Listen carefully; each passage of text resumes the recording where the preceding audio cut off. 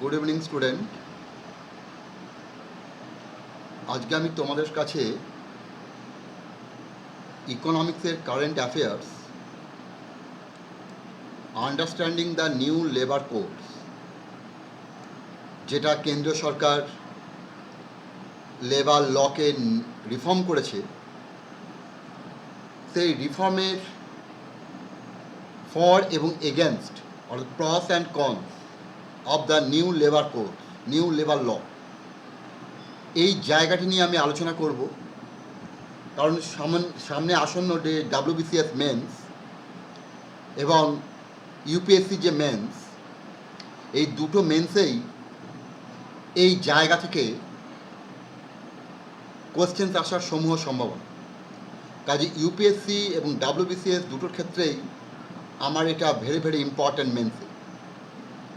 তো এটা হিন্দুস্তান টাইমসের 24শে সেপ্টেম্বরের আপডেট। তো ইন্ডাস্ট্রিয়াল রিলেশন কোড, সেই জায়গা থেকে আমি একদম কারেন্ট অ্যাফেয়ার্স হিসাবে তোমাদের সামনে তুলে ধরছি। আশা করি তোমাদের এটা উপকারে লাগবে। Parliament on Wednesday pass 3 labour code bills. তাহলে labour code bills parliament pass করলো কটা? 3টে। তাহলে 3টে লেবার কোড বিল কী কী? দ্য অকুপেশনাল সেফটি অর্থাৎ পেশাগত যে নিরাপত্তা, health and working condition code 2020 অর্থাৎ স্বাস্থ্য এবং কাজের যে পরিবেশ সংক্রান্ত, দ্য ইন্ডাস্ট্রিয়াল রিলেশন কোড 2020। তাহলে 3টে কোড তারা নিয়ে আসে central government. And the code on social security 2020, merging 24 central labour laws in a major boost to labour reforms. তাহলে 24টা সেন্ট্রাল লেবার আইনকে 3টেতে পরিণত করা হয়েছে।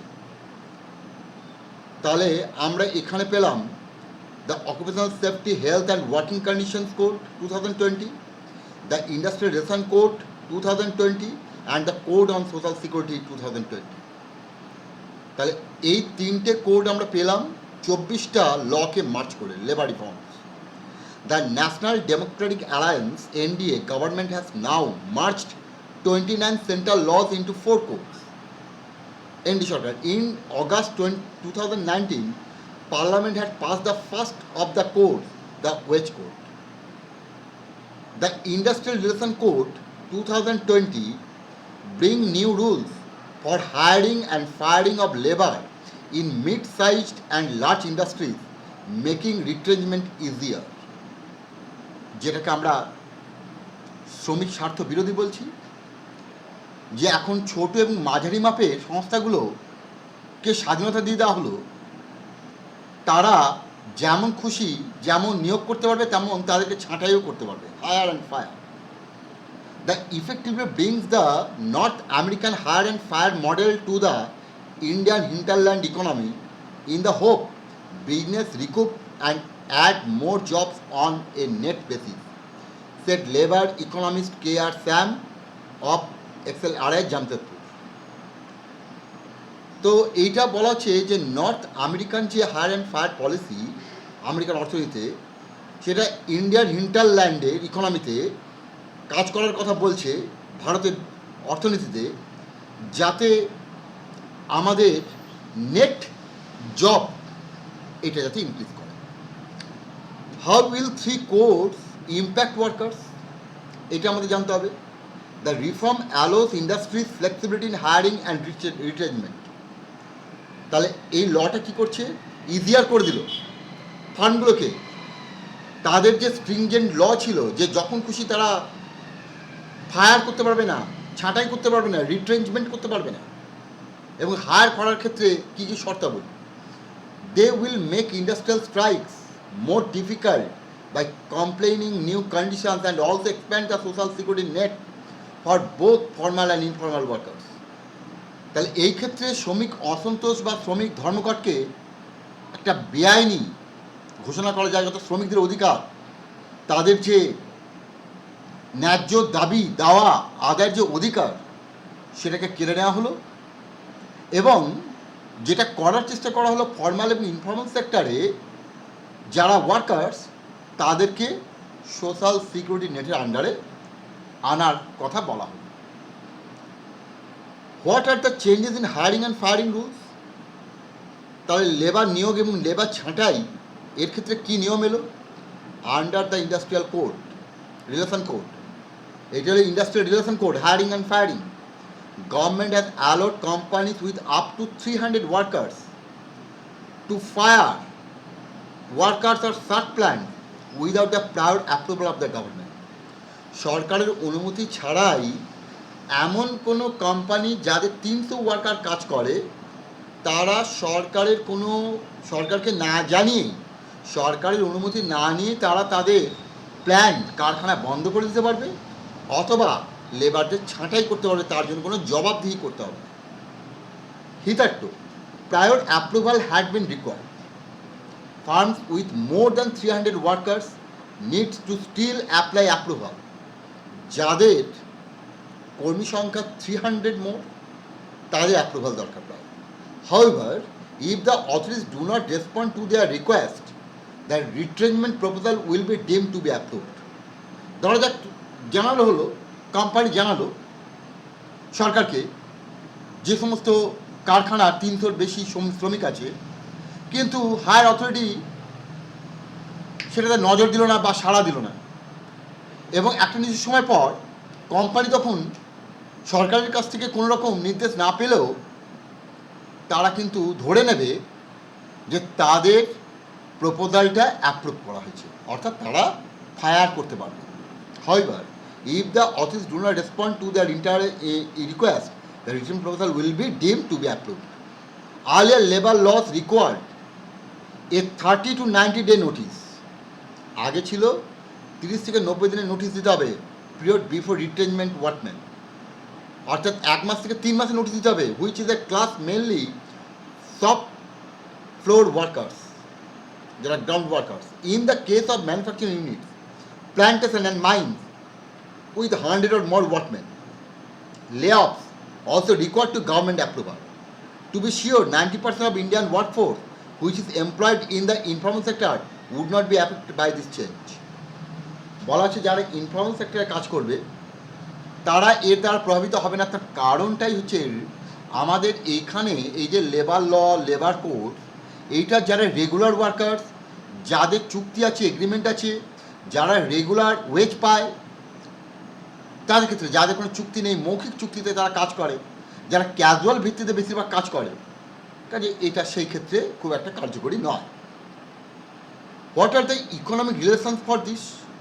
তাহলে ইকোনমিক র্যাশনাল, যৌক্তিকতা কী? Economist have long argued that India's outdated labour laws need change. অনেকদিন ধরে ইকোনমিস্টরা আলোচনা করছে যে ভারতের যে লেবার ল রয়েছে সেটা একদম প্রাচীন, এটাকে মডিফিকেশন করা দরকার, চেঞ্জ করা দরকার। Stringent hiring firing rules applied to firms with over 100 employees, making it virtually impossible to lay off workers. খুব কঠোর যে আইন ছিল যে সমস্ত ফার্মের কারখানার 100 জন শ্রমিক ছিল আগেকার আইন অনুযায়ী, তাদেরকে চট করে ছাঁটাই করা যেত না। This adversely acted as an incentive for smaller firms to stay small so they could escape the rules. তাহলে this adversely acted as an incentive, তাহলে এইটা তাদের ইনসেন্টিভে অ্যাডভার্স, প্রতিকূল ছিল। কেন না তারা এই আইনের বাইরে যেতে পারত না। According to the World Bank, with less restrictive laws, India could approximately add on an annual basis 2.8 million more good quality formal sector jobs.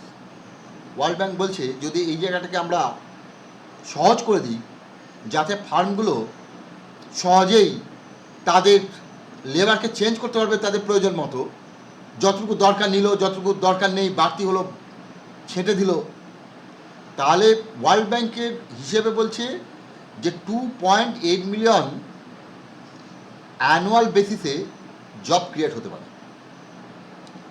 How does it affect workers right two strike? The industrial relation code less down new conditions on the right of workers to go on strike. নতুন যে labour law industrial relation code, তাতে লেবারদের strike করার ক্ষেত্রে একটা নতুন শর্ত আরোপ করেছে। Union will now have to give 60 days strike notice. ইউনিয়নগুলো 60 দিনের স্ট্রাইক নোটিস, ধর্মঘটের নোটিশটা আগে দিতে পারবে, 2 মাস আগে। If proceeding are pending before a labour tribunal or the National Industrial Tribunal, worker cannot go on strike for 60 days after they are concluded. These conditions apply to all industries.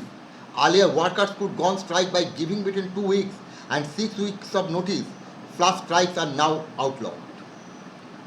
অর্থাৎ এর ফলে কি ট্রাইব্যুনাল, ন্যাশনাল ইন্ডাস্ট্রিয়াল ট্রাইব্যুনাল বা labour ট্রাইব্যুনালের কাছে আগে notice পাঠাতে হবে। যদি এটা ঝুলে থাকে, যতদিন না ওরা করবে তখন কিন্তু এটা তারা স্ট্রাইকে যেতে পারবে না, যতক্ষণ না সেখান থেকে কোনো রকম সিগন্যাল আসবে। অর্থাৎ ব্যাপারটা বোঝা যাচ্ছে যে সরকার পরিচালিত যে ট্রাইব্যুনাল তারাও এটা ঝুলিয়ে রাখবে বা দিতে চাইবে না। কিন্তু এইভাবে লেবার স্ট্রাইক বা লেবারদের আন্দোলনটাকে দমন করা যাবে না, কারণ মালিক পক্ষের যে অন্যায্য, অর্থাৎ মালিক পক্ষের এখানে যে সুবিধাটা করে দেওয়া হলো শুনতে খুব ভালো লাগলো, কিন্তু শ্রমিকদের যে প্রভিডেন্ট ফান্ড গ্র্যাচুইটির টাকা অনেক সময় মালিক পক্ষ জমা দেয় না, শ্রমিকরা চাইতে গেলে তাদেরকে ছাঁটাই করে দেওয়া হয়, তাড়িয়ে দেওয়া হয়। মিনিমাম ওয়েজে তাদের ম্যাক্সিমাম কাজ করিয়ে নেওয়া হয়, ওয়েজ বাড়াতে গেলে বলা হয় আর কাজ করার দরকার নেই।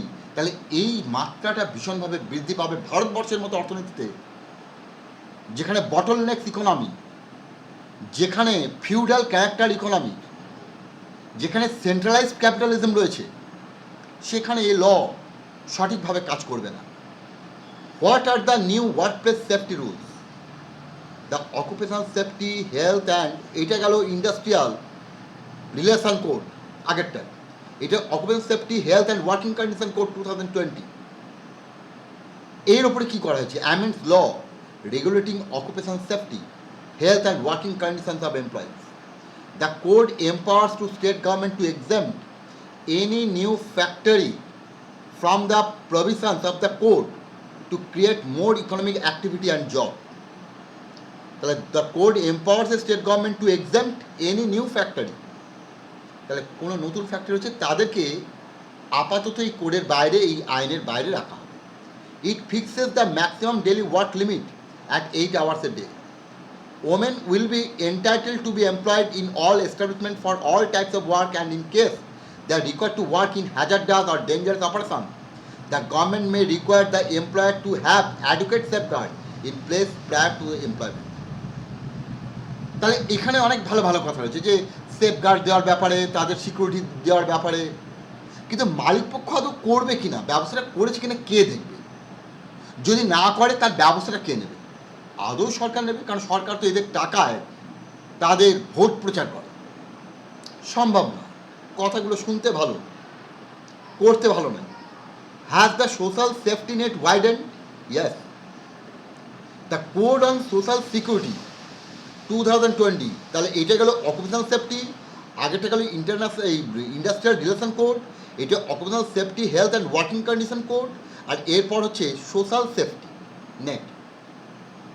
The Code on Social Security 2020 promises universal social security for the first time, including for both organized and informal workers, as well as gig and platform workers.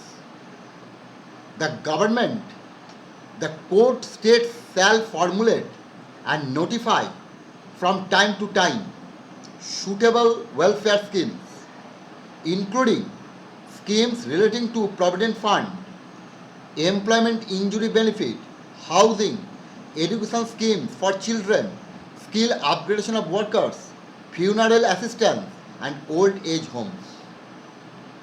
তাহলে government, the code states, shall formulate and notify from time to time suitable welfare schemes, তার মধ্যে কী কী আছে? এইগুলো আছে: provident fund, employment injury benefit, কাজ করতে গিয়ে আহত হলো, কাজ করতে গিয়ে অসুস্থ হয়ে পড়লো, housing, education scheme for children, skill upgradation and workers, funeral assistance, old age homes. The government can tap corporate social responsibility funds within the meaning of the Companies Act 2013 or any other such source as may be specified in the scheme. The Social Security Code lays down the setting up of National Social Security Board to recommend to the central government suitable scheme for unorganized workers. So the Social Security Code lays down the setting up of a National Social Security Board. তাহলে national social security বোর্ডের তৈরি করার একটা পথ তৈরি করলো social security code, যাতে তারা রেকমেন্ড করতে পারে সেন্ট্রাল গভর্নমেন্টের কাছে কি সুটেবল স্কিম নেওয়া যেতে পারে আনঅর্গানাইজড ইনফর্মাল সেক্টর লেবারদের ক্ষেত্রে। তাহলে আমরা যেটা দেখতে পারি মোদ্দা ব্যাপার যে ইউনিফর্ম আমাদের যে নিউ লেবার কোড বা new labour reforms new labour law reforms এর ওপরে যে পরিবর্তনটা নিয়ে এসছে তাতে পুরো পরিবর্তনের জায়গাটা হচ্ছে মালিক পক্ষ কর্পোরেট হাউসের হাতে প্রচুর অপরচুনিটি দিয়ে দেওয়া। ওয়ার্কিং ক্লাস ওয়ার্কিং পপুলেশন তারা কিন্তু দয়ার পাত্র হয়ে থাকছে। যে ব্যবস্থাগুলো নিয়ে আসা হয়েছে তার মধ্যে ওই আমাদের কনস্টিটিউশনে রাখা ডাইরেক্টিভ প্রিন্সিপাল অফ স্টেট পলিসির মতো রাষ্ট্রের অনেক কিছু ওয়েলফেয়ার কাজ, কিন্তু রাষ্ট্র দমন পীড়ন ছাড়া কোনো কাজ করেনি। সরকারের রাষ্ট্রের অধীনে ল অ্যান্ড অর্ডারকে মেনটেন করা, কিন্তু ল অ্যান্ড অর্ডারটা নিজের স্বার্থে, জনগণের স্বার্থে ল অ্যান্ড অর্ডার কোনোদিন ব্যবহার হয়নি। কিন্তু ভালো ভালো কথা লেখা আছে ল অ্যান্ড অর্ডারে, কীভাবে জনগণের স্বার্থ রক্ষা করা হবে, কীভাবে নিরাপত্তাহীনতাকে দূর করা হবে, গরিব মানুষকে কীভাবে প্রোটেকশন দেওয়া হবে, কাজ হয়নি। এও ঠিক তাই, এও সে সোনার পাথর বাটি হয়ে গেল। তো যাই হোক, আমাদের যে new labour law new labour code bill 2020 আমরা দেখলাম 24টা আইনকে নিয়ে আসা যে 3টেতে একটা হচ্ছে occupational health and working safety code 2020, একটা হচ্ছে ইন্টারন্যাশনাল ইন্ডাস্ট্রিয়াল রিলেশন কোড 2020, আর social safety net social security code 2020। তাহলে 3টে কোড মনে রাখবে আনা হয়েছে এবং সেই ক্ষেত্রে কী কী ব্যবস্থাগুলো নেওয়া হয়েছে আমি আজকে তোমাদের বললাম। আশা করি এটা তোমাদের সিভিল সার্ভিস ইউপিএসসি এবং ডাব্লিউবিসিএস দুটোতেই হেল্প করবে। Thank you, good night.